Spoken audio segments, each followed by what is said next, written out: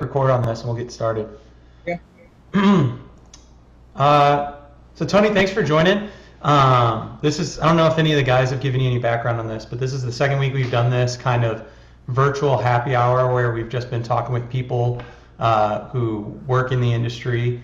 And thanks for coming on with us. If you could, I think everybody here knows you and knows what you do, but we are recording this. So for future people, could you just explain who you are, how long you've been brewing, how you got into it and all that? Yeah, I'm Tony DiPlacito. I've been brewing 12, 13 years now. Um, got into it through Mr. Beer Kit like so many other people do. Uh, Competed for a while, joined ZZ Hops, been a member there for 8 or 9 years. Brewed at Cinder Block through a scale up and kind of knew that it was something I wanted to pursue. So spent a few years trying to open a place downtown and eventually joined forces with Apex and helped open that brewery and brewed there for 6 months and then opened my own place here at Winship. Awesome. Well, we'll just kind of dive in, and if you think of anything, like, don't be afraid to, go on any tangents or anything like that. It's pretty open. Um, let's start with owning a brewery and managing a brewery. So if you could talk about how you create a brand for what you do and how you maintain that brand and what you guys stand by. So um, probably the best thing or advice I could give somebody is have the foresight to uh, find a spouse that's going to spend 25 to 30 years in marketing in the area that you plan to open a brewery, because that way she knows just about everybody and she has all the good ideas. Um, but it's the branding part is probably one of the hardest things. It's something we spent easily 2 years on and trademarked a few different things, and for one reason or another decided not to go with them, and trying to find your brand that is not trademarked or doesn't infringe somewhere in the industry. Uh, Even as a home brewer, I had 2 cease and desist letters, so we wanted to be really careful for or how we came up with our brand and found something that kind of incorporates why we're in Blue Springs and the work we do. And Windshift was kind of a culmination of uh, Lynn's time with the Weather Service, moving to Kansas City for that, being weather nerds, and then uh, the automotive side, picking up the shift work. Uh, and it just kind of came out of nowhere when we were discussing names and hurry up and Google everything, and we're able to trademark it. So then you just run with it. What would you say are some things that maybe surprised you going from the home brewer side to professional brewer, and were there any lessons that were pretty hard to learn or difficult to make that transition and that has helped you guys grow to what you are today? I mean, the government stuff is a hurdle. Uh, that'll be the hardest part. As far as the the brewing and as home brewers start using good software like Beersmith, because it made the transition actually really easy. Stuff scales pretty easily, at least for me in the 1 to 2 barrel situation. But yeah, the hardest thing is dealing with your cities, even though they're very welcoming. The paperwork, uh, all the engineering work, the federal work, that's going to be what takes the longest. Um, what would you say has maybe been like the biggest mistake, if you're willing to share that, going from being a home brewery and going into the professional side? Biggest mistake. Or maybe biggest thing that you've learned from in this process? Okay, yeah, one of the biggest mistake is if something happens to a batch, it happens tenfold.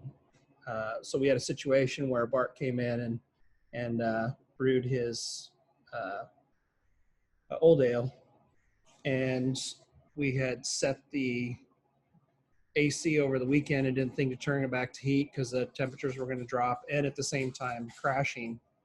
So one of the tanks crashed faster than it should have, and for one reason or another, the blow-off valve didn't get shut off, and so we sucked iodine solution into the tank. So that was basically a complete loss, and we had to start all over. So it's just learning processes for things like that to make sure that that doesn't happen in the future. Sure. I'll kind of shift a little bit. So one of the things that I've really appreciated about your brewery is how you guys manage your social media output and the way that you guys have embraced everything from people bringing in narwhals to to having chickens behind you. What's up, Lynn? How are you? Um, so I've really enjoyed that, and I was just wondering if you could maybe share how you guys maintain and have really solidified your place in the social media aspect of what you do. Lynn is on it. That's basically all there is to it. She knows what needs to be posted. We're constantly bouncing ideas off each other.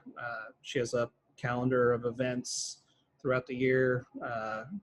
So if it's donut day, she knows 2 days ahead of time if we're going to post something for donut day. It's you just kind of know your market. Customer feedback is another great thing. We know what works at this point, what doesn't work because of the customer feedback. And I got to give her credit for all that because she's amazing at that. Sure. Well, I thought we'd kind of get the hard stuff out of the way, or the more intense stuff. So I thought then we could talk about beer. So I'm drinking Straight Line Pilsner right now, and kind of going into that, like, what is your process for creating recipes? Do you start with a style? Do you start with a grain or a hop? How do you go about just creating something from nothing? So a lot of these recipes were born out of 2015, where I took and brewed every Friday. They were started out as one malt and one hop. Most of that beer was given away. It's make some notes. As a home brewer, keep notes. That later down the road, they're going to be invaluable. And then, you know, taking all these notes and then, okay, I like this malt, I like this hop, going back and trying different things, adding a little bit of something to it. It took a long time to develop those recipes based on kind of the trials that I was doing at the time. But now I have a huge reference chart that I can go back and, okay, so Pilsner and Cascade, it's simple and it's wonderful and use a lager yeast. And I mean, that's it. There's nothing else to that beer. It's easy to brew, it's easy to drink, but yet it's still got everything there to make somebody want to come back and get another one. What about maybe, let's dive into a couple of these aspects. So hops, is there a hop that you tend to lean more towards, or you favor a little bit more than any other, and why is that? I love Cascade. It's in that Pilsner. It's in Solar Tsunami. It's in Lost in the Clouds. It's just a completely versatile hop. Depending on how you use it, you can get grapefruit, you can get orange, overload, and you can get a little pine and dank. And it's been around. It's not $300 for 11 pounds of it. So yeah, probably Cascade would be one of my top choices. And then what about yeast? Is there a yeast selection that you're frequently using, and why might that be? Uh, any dry version of U.S. California. It's versatile. You can up your pitch rates, so you're not having to use so much oxygen. It using either USO5. I'm using Cellar Science Cali right now. I've never had a problem with either one of those yeasts, and both Fermentus and Cellar Science are saying there's no need to hydrate it. You can use your yeast pitch calculator to see how many cells you need and dump that many cells. If it's okay, I'll start asking you some questions about more specific beers, and feel free to dive in as much as you want, or anything you would not like to share, that's fine too. So I know you guys have a barrel program that you've been working on, and you've had a couple of beers come out of there. How do you go about creating a recipe for a beer that's going to go into a barrel, and how have you kind of created some of those reference points? So a lot of times we'll take, let's say we're going to take a beer with a bourbon character, and just for example, the Baltic Porter that's in there now. So I know that this beer is going to be in there for 6 months. I know what the beer tastes like fresh if it's just fermented and it's a month old. So you kind of got to anticipate what the drop off is going to be. So I will come off with a little bit more hop character, a little bit more specialty malt character, because all those things are going to fade in 6 months. Also, if I'm going into that Baltic Porter is normally 7.5 to 8% when I brew it. Going into the barrel, it's a little bit bigger. That extra alcohol helps pull the character you want out of the wood. So it's going to be 9%. And then a lot of times that first is going to tell you whether the barrel is worth it or not, what you can do on the second time. If you're want to do something like a sour barrel, then I try to find something that's been used 3 or 4 times and is almost neutral. And you'll have to forgive me if there's times where it looks like I'm looking somewhere else. I'm typing your notes into something that we share out to the club. So if it looks like I'm somewhere else, I promise you I'm right here with you. Yeah. So you kind of started to hit on this a little bit, but if someone was looking to get started into wood aging beers, how would you recommend that they go about that process? Go to the Brewers Association and buy their wood aged beers. Great resource, it's a great place to start. Also, every home brewer should have, and every new home brewer should go out and get an AHA membership. You're going to Energy Magazine, and that has tons of tips for aging and stuff like that. So that would be the first thing, research, because you're going to spend $150 on a barrel, and the last thing you want to do is put a bad beer in it. And that would be another thing. If you think your beer is ready for a barrel, that's going to be key. You don't want to buy a barrel and do a one-off recipe for the first time and throw it in there. Make sure that it is barrel worthy. And what are maybe some of those characteristics that tell you that a beer is ready for wood? Just a really good, a good base beer. Let's say we're gonna put a Russian Imperial Stout in there. You're just gonna want a really well-rounded beer. You're gonna want that higher alcohol, but you don't want fusels. A fusels will ruin a barrel. So you just want to make sure the recipe's good. Get some feedback. Sorry, my phone's ringing. It distracted me. Just a well-balanced beer, and feedback would be key too.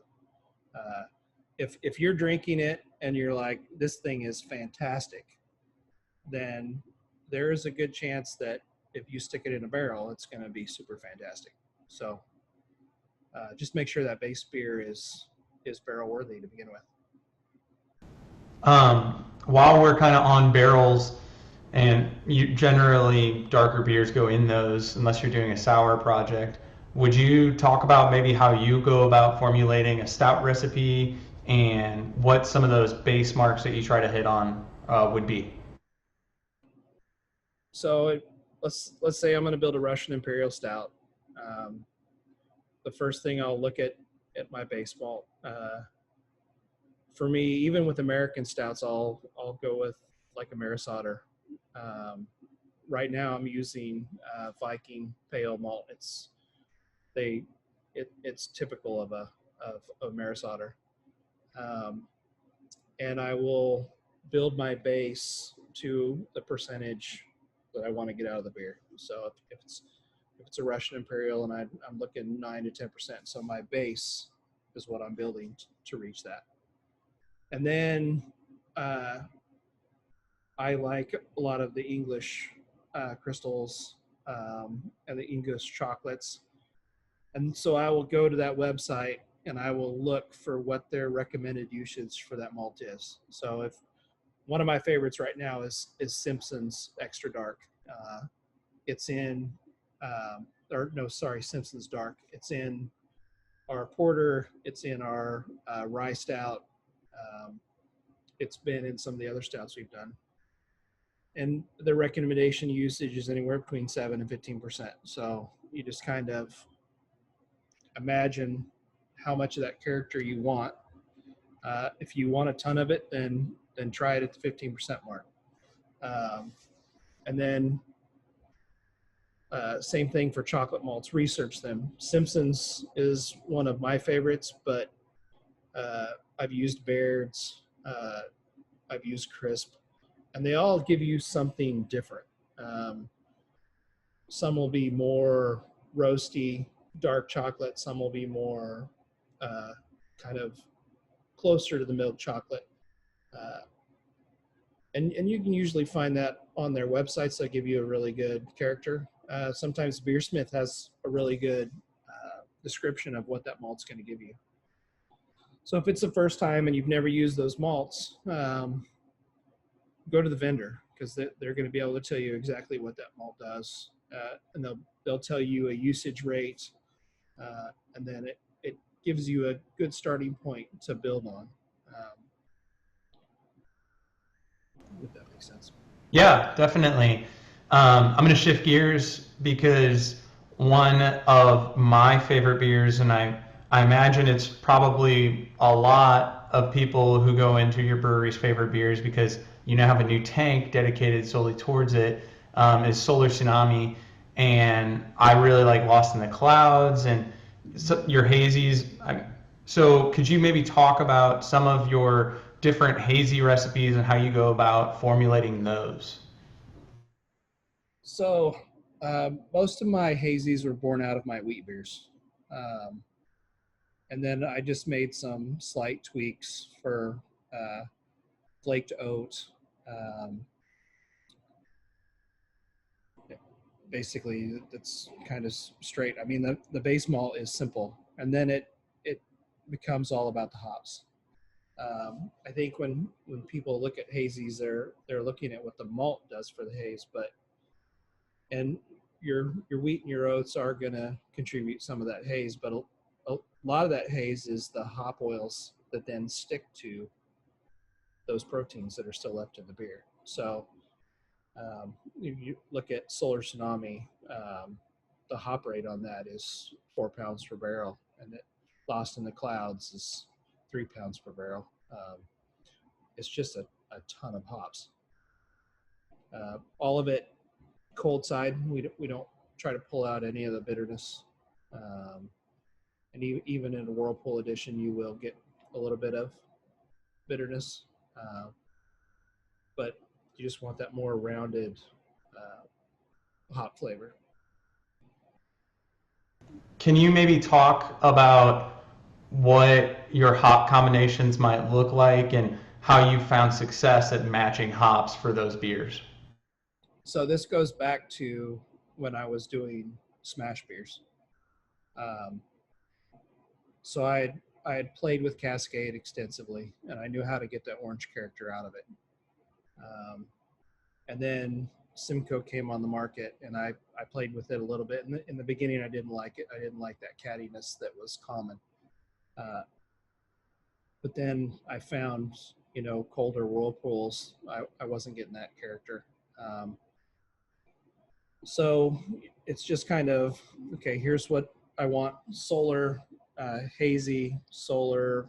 I'm thinking, orange, citrus. I'm not looking for pine. I'm not looking for dankness. I just want kind of a orange Julius style hazy New England. So I'm looking through my hop notes, and I'm like, okay, so Cascade fits the bill if I use it this way.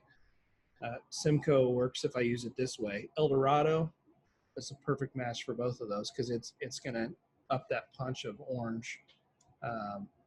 And so that's what you get in that beer. You get those three hops all doing what they do best to get you that orange grapefruit kind of character. Awesome. A little bit more about hops. When you're looking for a hop, are you looking at it for a particular attribute, or do you mix the hops to get more depth, or just speak a little bit about hops and what you wish maybe homebrewers knew a little bit more about in terms of hops and how to use them?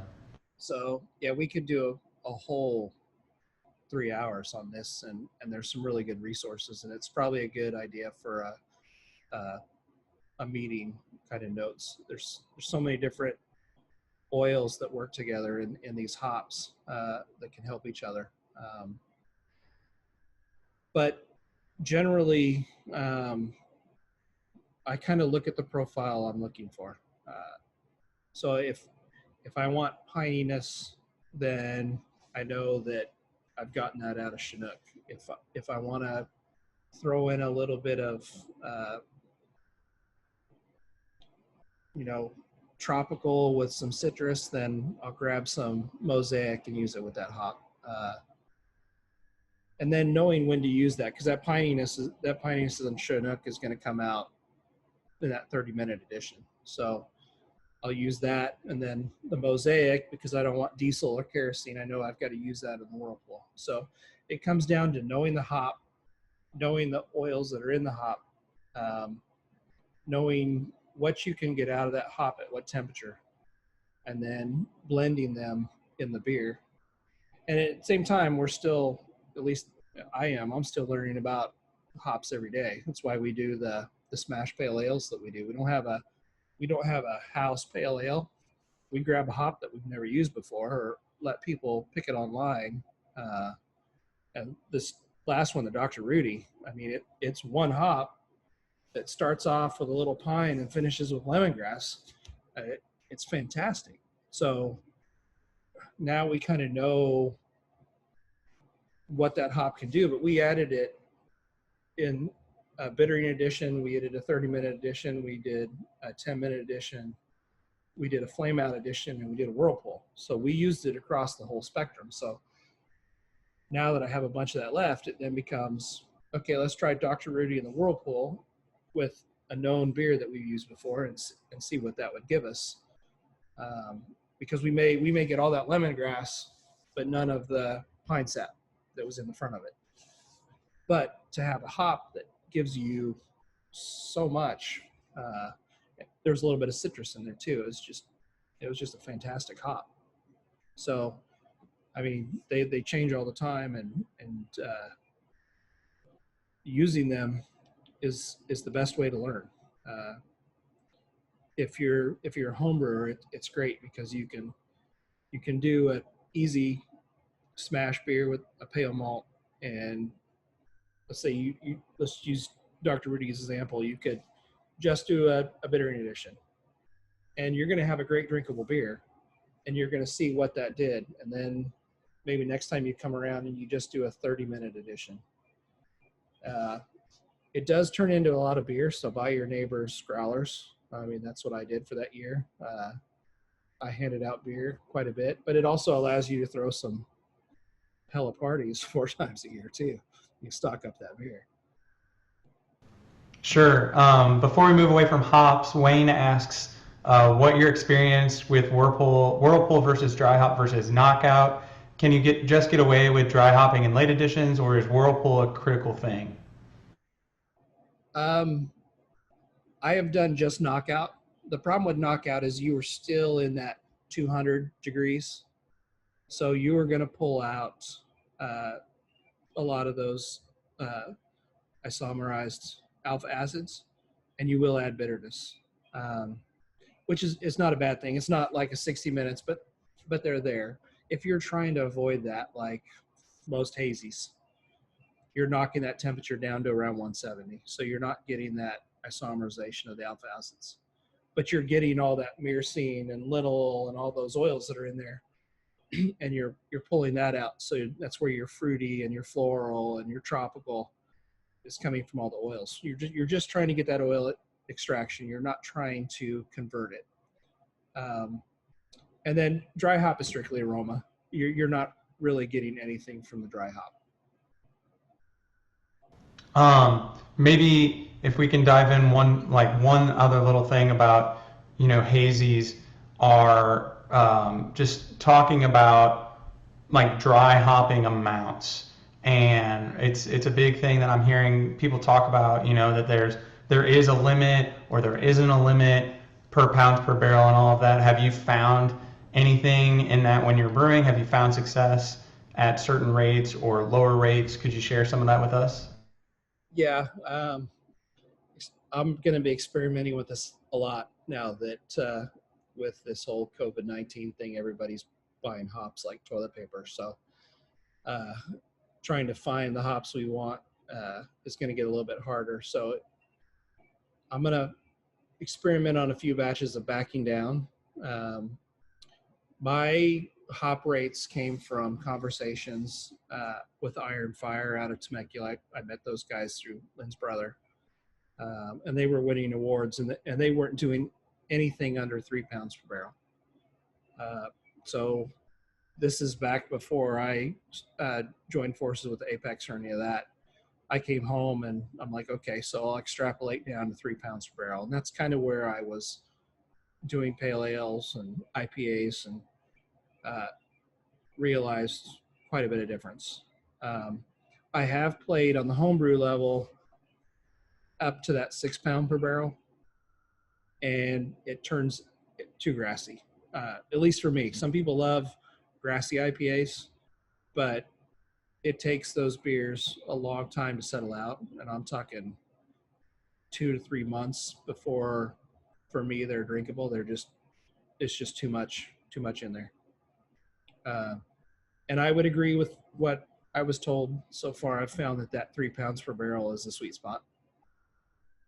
On some of those, I've heard of success when people do maybe more of the 5 to 6 pounds per barrel, that if they let it sit for a while, some of that astringency falls off. Have you found that as well? Oh yeah. So Stone, I can't remember which one it is that they have. They went crazy with it, and they have a number for it. It's 57, and at day 57 is when that beer starts to become drinkable. So uh, yeah, it's definitely, and it's like it's kind of what happens with hops. That's why these hazies, I mean, you want them as fresh as you can get them, because week 4 is definitely not where you want to be drinking those. You want them as fresh as you can get them. Sure. And since we're still kind of on this, if you don't mind me diving in a little bit more on the hazy side of stuff, you mentioned doing those whirlpool editions and those dry hoppings and late editions. Are for your beers that are on the hazier side, are you doing bitterness charges? Or are you solely doing whirlpool and knockout editions? I drop a very little amount of hop up front, but it's more for boil stability in the kettle. I'm not trying to get any bitterness out of there. It's in a 1 barrel batch. It's an ounce of hops, uh, so it will contribute something, but it's just there for boil stability.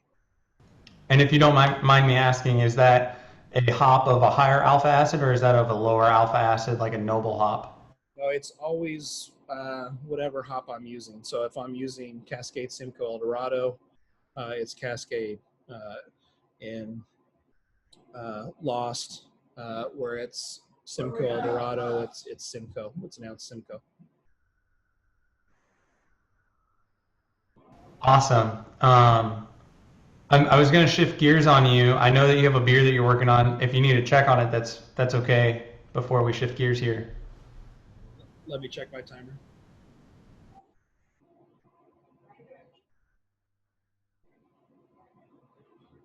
We're good. All right. There's a couple of questions in the chat, so I'll talk about that first. Could you dive into more? You mentioned boil stability. Can you talk about what that looks like, what you're striving for in your boil stability, and how you achieve that? I've kind of given up using. I'm drawing a blank on what it's called. The little Beano stuff or whatever that is. So I just drop a small amount of hops. It adds oil by doing that, and it helps with that protein break. So it'll, instead of sitting there for 5 minutes hoping it's not going to boil over, you're talking a minute maybe, and then it's from that point on it's a nice, and I boil hard, so it's a nice hard boil for the remainder of the 60 minutes or whatever I'm doing without having to do anything else to it. Yeah, and I think you're mentioning firm cap. Firm cap, yeah, that's it. And I've seen your setup, and for those who maybe don't know, you guys are getting pretty full volume boils going on in your setup. Like it's almost to the lip. So I could understand some of your apprehensions about maybe what that could get to if it doesn't have something that's kind of hindering the boil on it a little bit. Yeah. And then could you maybe we're kind of in this area. Some people are using Kvike yeast with their hazies, or they're doing some other stuff with Kvike yeast. Could you maybe share some of your experiences of using a Kvike yeast and what you've enjoyed about the different ones, and just what ways you're utilizing that yeast? We've used it in just about everything. It's nice because you can turn beers faster. But after, you know, I think we used it in solar 2 or 3 times. We used it in Lost in the Clouds once. We've used it in Chazon. But I've gone back to using our standard Cali yeast. There's a crispness that I like in that yeast that I couldn't get out of the Kvike. I don't want to say it was muddled, but it changed the structure of the beer to where I just wasn't a huge fan of it.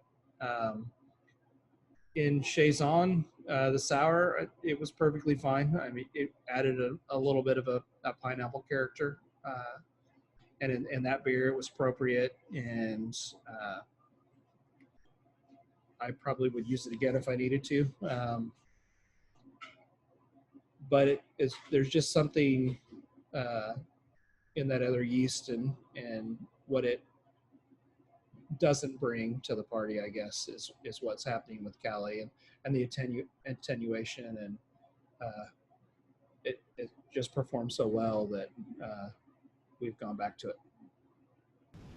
Cool. Thanks for talking about that a little bit. I want to talk about some of your more English style forward beers, and because there's been a couple of times. I remember the first time I came into your brewery. This is just after I met you. I believe that you had, I think it was Effing Pennington that was on, and or it was maybe the pub ale or the mild. And so I've noticed that you have some English style beers that you try, or at least it appears you try to keep those on fairly frequently. Could you maybe talk about what influence that style of beers had on you as you've brewed and as you've moved into the pro scene?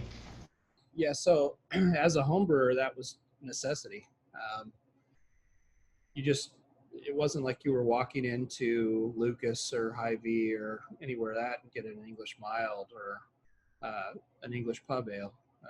And that's mostly the nature of the beer. It's it's a pub ale because it's the way it's brewed and it's fresh in the pub and how it's served. So I love those beers. And here comes the chicken again. Well, now she's just messing with me. So yeah, it just came out of necessity, and then perfecting those recipes is what then led me into competitions. So a lot of those beers were the first ones to win competitions, and they just became standbys at the house, and they're just easy drinking. I mean, it's a beer that I would keep on at the house, and if somebody came over, we sit back and have a conversation and drink 3 or 4 of them. We're still having a conversation. They're not hitting you. You're not getting stupid or anything like that. So, and same thing in the tap room. People come in and they're full of flavor and they're low ABV, and they'll sit here for 3 hours and just drink one right after the other. Effie Pennington is not that. For an English IPA, 7% is pushing the envelope a little bit, but it's more about that flavor and not getting it. I don't even know if you walk in somewhere and want an English IPA, if you're going to be able to buy one.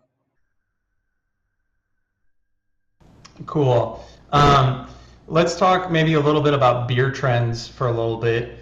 Have you seen beer trends come in that have had a long-lasting effect on what you're brewing in the brewery? Could you maybe just talk about some beer trends and how they're affecting what you guys do? Oh yeah, I mean, you got the hazy thing. So Solar started, I think we took it to Nano the first time in 2016, off an article out of Zymurgy magazine. It's like, okay, so here's where the trend is moving. And then back then it was like, oh, it's never going to stick. And my parents live in California, and we drink a lot of West Coast beers and travel out there and talk with West Coast breweries. And even up till last year, they're like, yeah, hazies are going to never make it here. Man, hazies are everywhere. People like to drink them. Somebody will come in here and tell us that they don't like an IPA. And so it's, Nigel's great about this. Nigel will be like, well, hang on a second. You'll hand them a Solar, and they're like, yeah, this is good. I mean, this, to me, it's a great entry into hoppy beers. Because for myself, I still like, West Coast style, in your face, bitter and hoppy IPAs, but it's easy to sit and drink hazies. I think that they're definitely here to stay, and they've definitely changed the market more than any other trend I've seen. Pastry stouts, right about the same time we're kicking off, and they're still around, but they don't have the Sorry, I didn't quite catch that. they don't have Could you the please repeat? notoriety as hazy pale ales, I don't believe. Maybe, is there a beer trend that you saw come through that you wish would have stuck around a little bit longer? Like, I hear some brewers talk about wishing that brute IPAs had maybe stuck around a little bit longer or something like that. Yeah, so Brute was the first thing that came to my mind. I did one right out of the gate at Apex, and it was a pineapple bomb, and I love that beer, and it did really well. And I was fortunate enough to have a brewed IPA at Social Kitchen in San Francisco right about the whole time that this kicked off. But yeah, they've kind of fallen off, and it may just be that it's not the right time of year for them. Our Imperial Smash was kind of a nod to a brewed IPA, 6 pounds per barrel, Yule Melon in dry hop and whirlpool. So we get some of that strawberry character and used amylase enzyme to get it super dry. So I don't know that it's dead, but yeah, it came and went pretty quickly, and not too many people are still doing them. Yeah, I'm there with you. You helped me actually draft up a brewed IPA recipe. I was going to put apricot in it afterward, and I had some issues with that, and you might remember that. But I'm still thinking to this day about rebrewing that beer because I imagined what that beer could be, and it was going to be phenomenal. Uh, the one that I had at Social Kitchen is a wonderful hot day drinker. I mean, it's super dry and quenching. At the same time, it makes you want to have another one. Um, so I'll play with it some more if I can get something like that. I think, uh, just for me, but I think other people would like that style too. Going to California and drinking brewed IPAs and then drinking the brewed IPA offerings that are around here, I don't think the style is caught on like hazy to where people know how to brew them because they're completely two different beers. I mean, it's easy to say, oh, that's a West Coast brute, that's a Midwest brute because they're not the same at all. Sure. I'm gonna kind of shift gears a little bit more before we talk about home brewing and some things for the club. But as far as being a professional brewer who was a home brewer, what are you doing now that you're in the professional scene to keep you energized, keep you having fun, and maybe keeping some of the hobby aspects of what you do alive and well? Um, Reading. Uh, Lynn hates all the magazines that come to the house, but uh, yeah, just and podcasts. I mean, my rotation of 10 to 12 brewing podcasts. Uh, a lot of them that I've followed lately are like Beer Temple and a couple podcasts on the East Coast that are just talking about beer. So kind of what is going on in that part of the country. Um, Jesus. So uh, just staying engaged with what's going on and reading and the Brewer Association is constantly putting out new books and so it's ooh, what I got a Mac Lamp King glass. Now I just need something to put in it. So yeah, there's tons of way to stay engaged. Um, one of these days we'll get back to meetings and that helps people stay engaged. Things like this will help. But 13 years, 100 hours a week, brewing 5 to 6 days a week, and I still find it exciting. So there's a lot to learn yet. There's a lot to try, and that's probably the biggest thing. We're always doing something new, and then Billy and Kevin are in here playing around too. So, and being engaged with other brewers is also a big part of that, and Lynn, uh, because when I look back through the club, there's so many guys that I learned stuff from. Um, a lot of faces that I don't see anymore.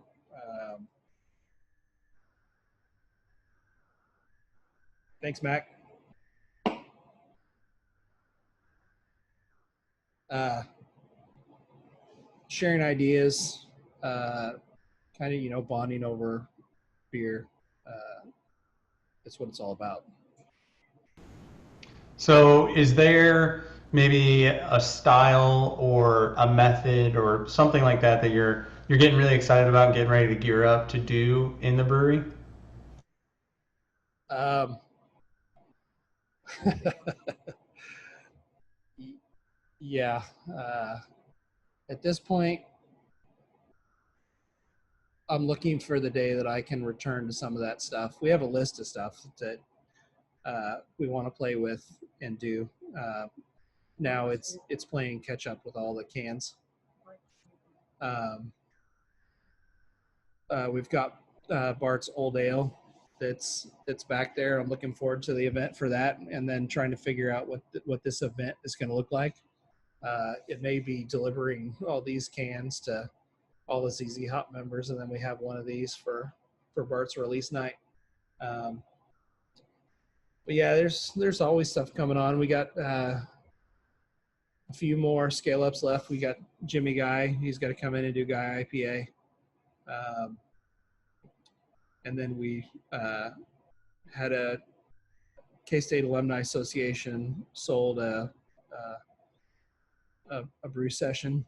So we don't know who the winner of that is. So we've got to get them in. But everything's kind of on hold right now until this whole thing's over, and then we can kind of get back to normal and get those guys in here.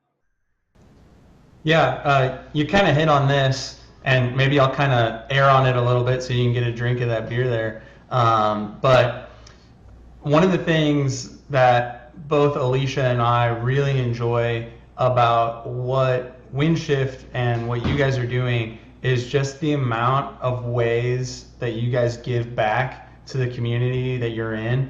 And I was wondering if you might be able to talk about where that inspiration and that drive comes from, and how you tie in the community into what you're doing. So a large part of that is, again, Lynn. Since we've been married, it's kind of been all about charity. She's we started with JC's, right away, and so we would do charity events there, and she would adopt families for Christmas, and we would go deliver food and stuff for Christmas to families in need. That's just the way her family has always been, and it's just kind of been great. So having something that is an outlet to even help that more, that kind of makes it all worth it.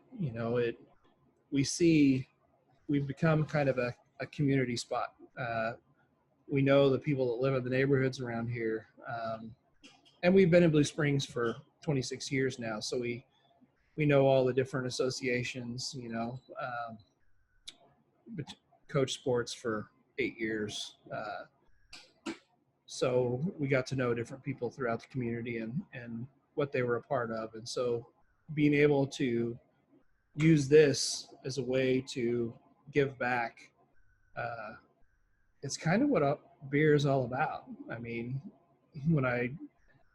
we do this for the love of the beer, but it's also become the love of the community and the love of the beer community, and it's kind of something hard to explain, but it's pretty awesome. Yeah, I definitely agree. Well, if you're okay with it, I'm gonna shift gears to home brewing and see if you have some tips that you could give us on the home brewing side. And we'll get started off with what is maybe. Oh, you took Billy up on his dare there. Nice work. I think he missed it. You're gonna have to do it again. I think he was looking somewhere else. So talking about home brewing, what is maybe one of the first things a new brewer should consider when they're getting into home brewing? Joining the American Homebrewer Association. First thing, it's $25 a year. You're going to get 12 magazines, and the information is, it's you could go on that alone, but it's where you need to start. You're going to get discounts as a member. You're going to find out about events in your area. You're going to find out about clubs. So that would be the first thing. The other thing would be to join the clubs. ZZ Hops would be a great club to join. And then brew. Find somebody to brew with. If you can kind of join forces with 2 or 3 guys, and I've done this in the past, it makes it easier to brew every weekend if you're like brewing here or brewing there. But to learn this craft and to become a better brewer, you have to brew. So, and I realize, not everybody is about that. Some people just want a beer to get them through the month, and that's good. But it's I don't think I've found anybody that didn't think this was a whole lot of fun. And so making friends and finding resources and just brewing. And then keep notes. I have boxes full of folders. I have sessions of mistakes, you know. So I had a blonde ale that entered in competition and it won.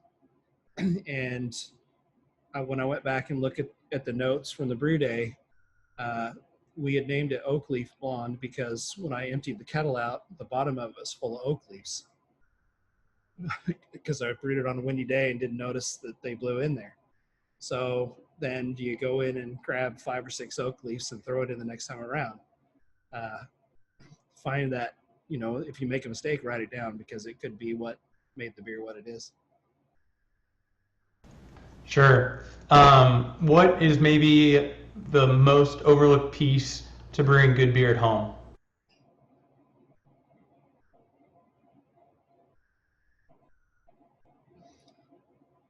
Just do it. I mean, but maybe a good resource would be water. I think in the beginning, that wasn't something I considered, and getting those Band-Aid flavors and chlorine, chlorophenols turned me off to trying to do it again. There was a period of 6 months I tried it. I'm like, yeah, I'll just keep buying beer. And Lynn bought me more kits. So I think start with good water, and the rest is gonna happen. Maybe this is a different way to come at the question. What is maybe the easiest thing to do that has the biggest impact on home brewed beer? Okay, repeat that. What is maybe something that is an easy change that has a large impact on homebrew beer? So you already mentioned water. Like Mac last week talked about being able to control your fermentation temperature and that kind of stuff. So what are maybe some easy tweaks that can make a big change in your beer? Yeah, I would agree with Mac on that. That was probably what I noticed the most difference is creating a fermentation chamber. Probably the other thing would be yeast health, making sure that you're pitching enough yeast. A lot of these kits that you get have a packet in there, but a lot of the times, if you make that beer and it's a 5% beer and you're making a 7% beer, then you need an extra packet. And so a lot of times, if somebody hands me a beer and it's not a water off flavor, it's a fermentation off flavor, and it's usually stressed yeast. So make sure for the cost, an extra $3 for an extra packet. I mean, over pitching is not causing flaws. So that would be my next recommendation after fermentation temps. And do you have a recommended yeast pitch calculator? Is the one in Beersmith? Do you find that to be all right enough? Yeah, Beersmith works really good. Mr. Malty is another one.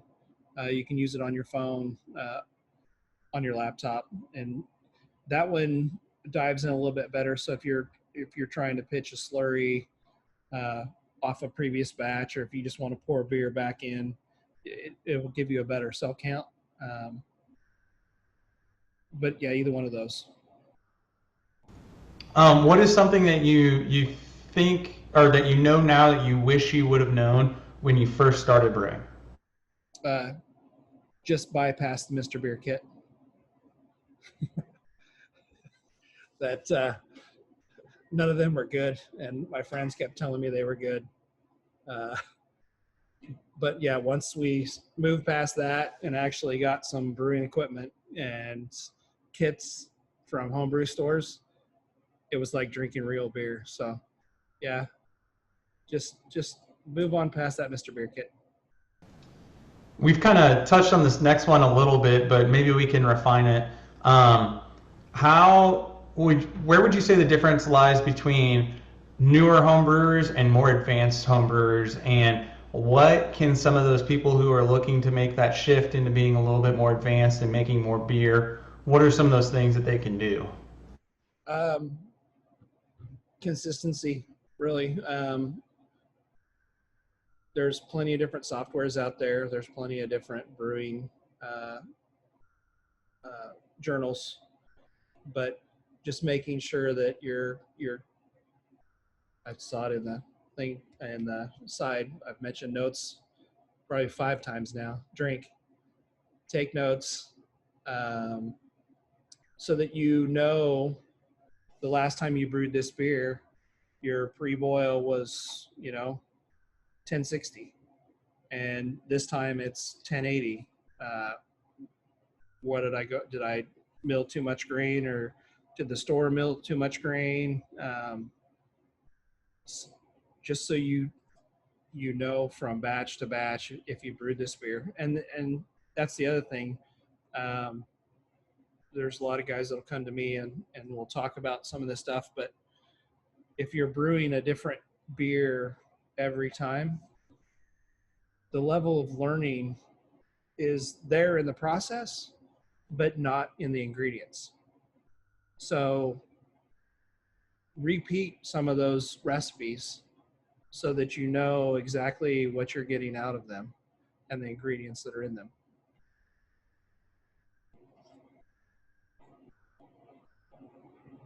That was really good. I had to write all that down. Sorry about that. What we're going to talk about some malts and hops for a moment. What malts would you say brewers should keep on hand? So, for example, I just got a grain mill for Christmas, and I'm starting to crush my own grain, and I'm really thinking about putting some money out there to be able to get some base malts and maybe a couple of specialty malts. What would you recommend that we keep on hand at all times? You might be asking the wrong guy if you've never seen my garage. So I kept Maris Otter, 2-row, and Pilsner, and then would rotate between Munich and Vienna for a base malt. And do you have any recommendations on specialty hops to keep around, or specialty malts to keep around? You're going to want a couple of crystals, so I would do something in the 20 to 60, and then also in the 75 to 120. If you have those two, that kind of gives you the ability to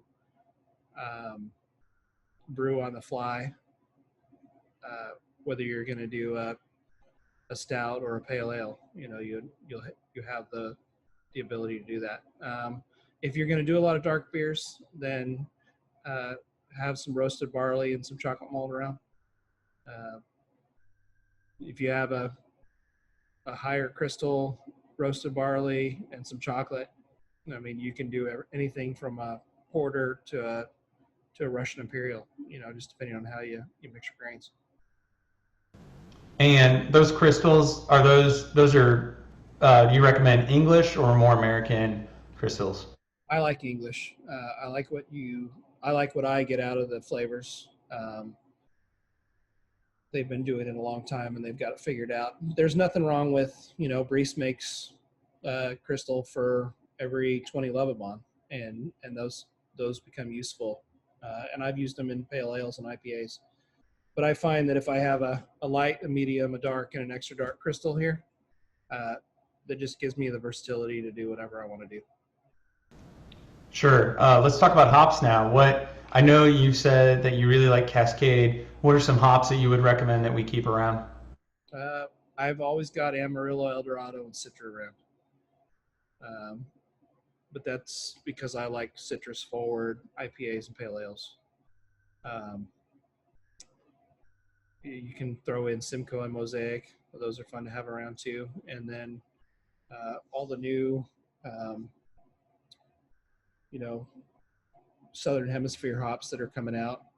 If you like tropical, then switch out citrus for tropical.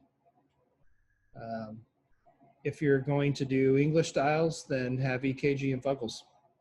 I mean, those two will get you through any English style you need to make.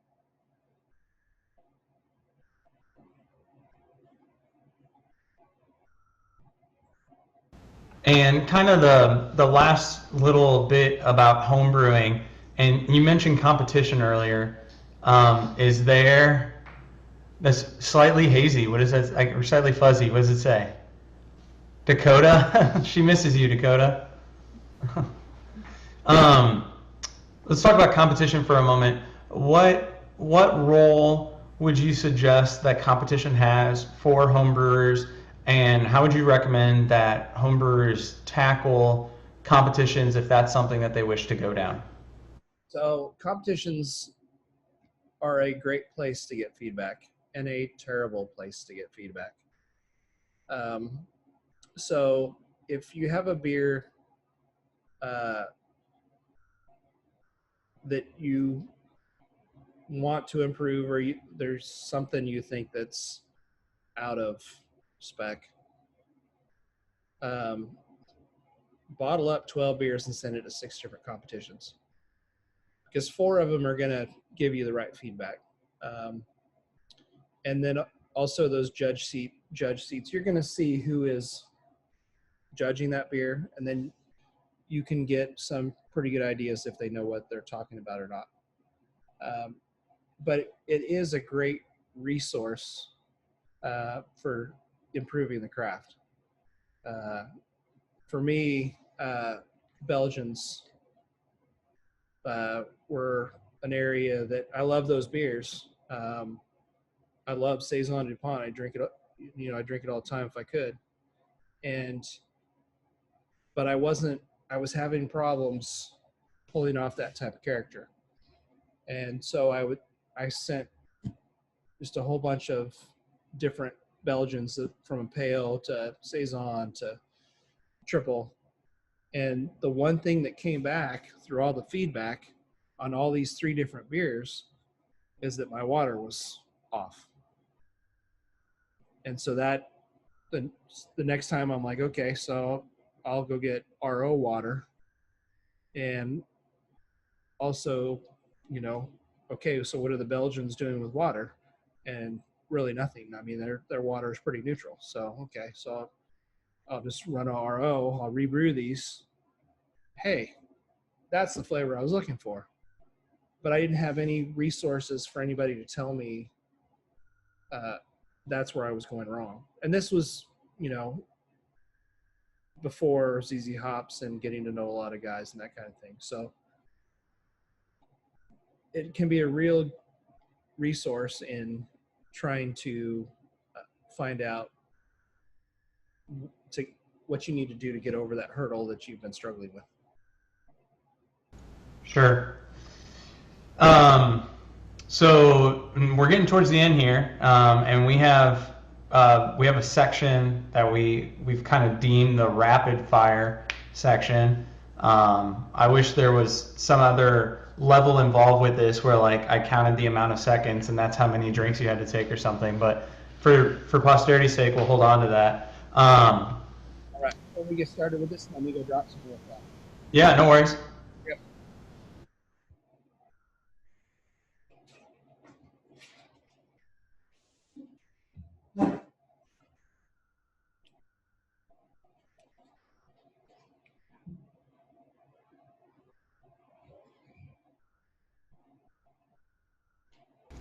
Hi, Lynn. Chicken Lynn.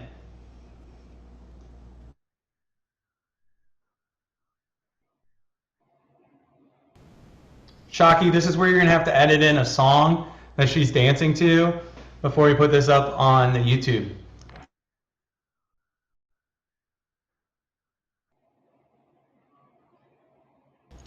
You should do whatever that Six Flags song was where the old dude dances, but this is like the chicken version. Or maybe Cotton Eye Joe or something.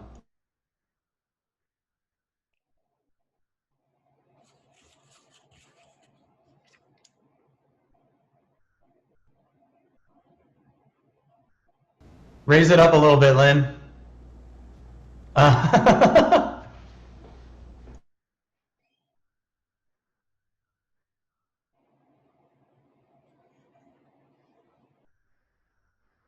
Okay. Welcome back. So here's the rapid fire section. Do you have a favorite non-KC brewery? Favorite non-KC brewery? Second shift. Where was that? Second shift. St. Louis. Yeah, sorry. I didn't mute you, so I couldn't hear you. Coolest tap room you've been to? Coolest tap room? Ballast Point. Favorite beer of all time? Favorite beer of all time? Oh, man. I'm going to give it a toss-up between Pliny the Elder and Katie from Second Shift.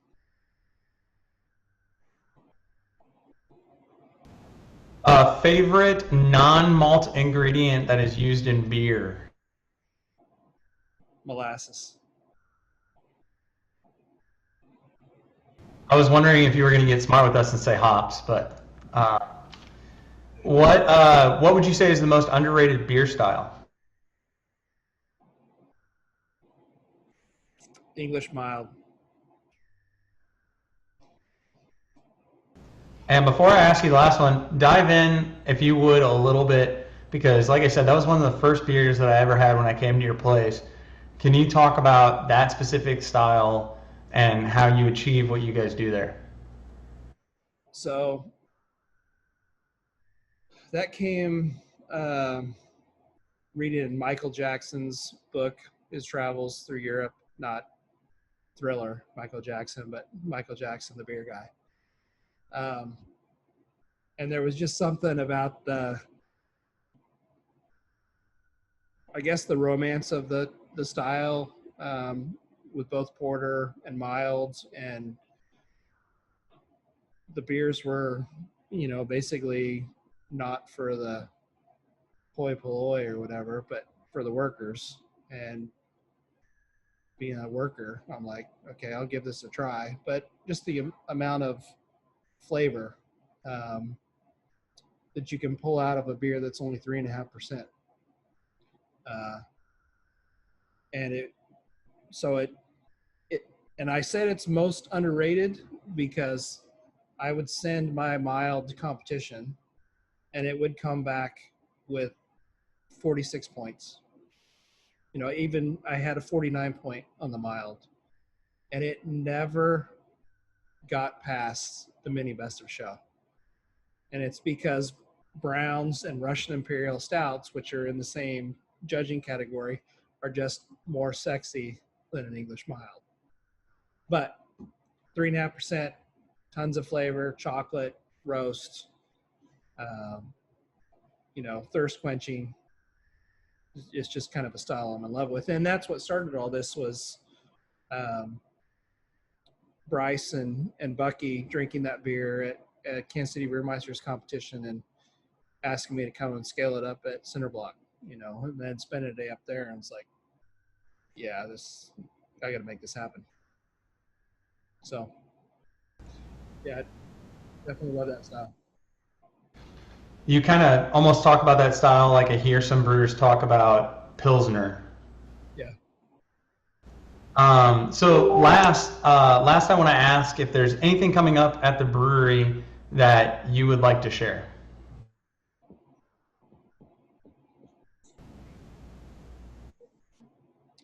Lynn says I'm brewing the Tiramisu White Stout again.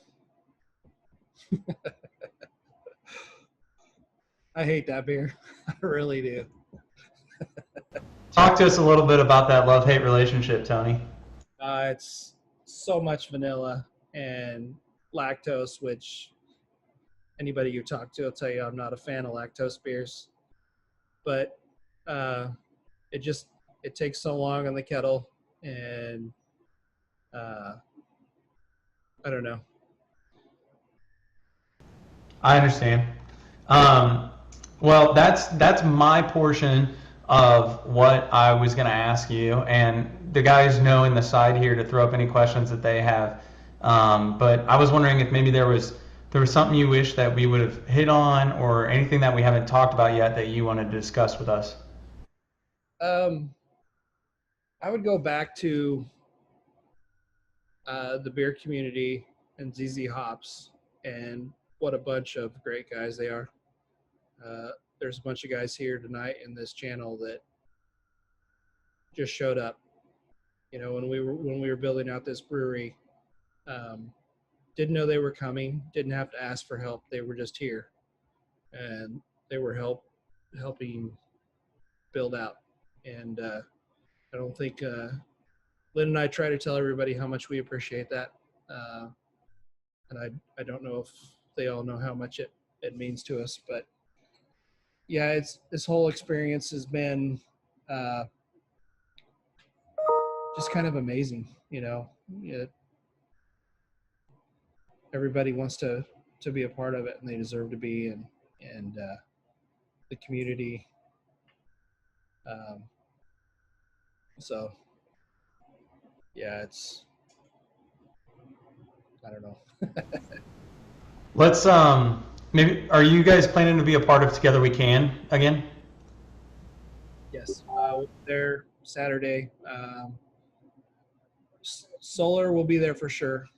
I'm hoping to have Lost in the Clouds there. The Rye Stout will be there, and the Coconut Porter should be there. If the Coconut Porter sells out this week, because that's a pretty popular, crazy beer, then maybe Dank Skies will take its place. Very cool. I remember that your guys' beer was running off the like literal, like figurative, but almost literal shelves, because I think they had some shelving back there. And you guys were really good at bringing some down last weekend, and I think that was a really cool event. Mac and I talked a lot about that last week, about what that was able to do for not only the brewers, but what that was able to do for the general public and people who are interested in Kansas City beer. So it's very cool that you guys were a part of that.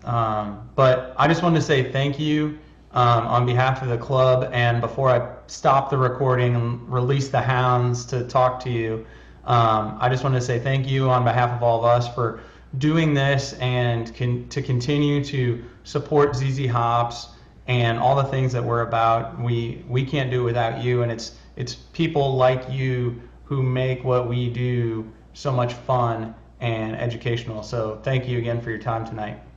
Thank you. Thank you to all the ZB Hop guys here that are watching, because I mean, every time I talk to somebody, I learn something. So I'm learning as much from you guys as hopefully you guys are learning from me. Sure. Well, I'm going to stop the recording now and let the dogs go. So get ready.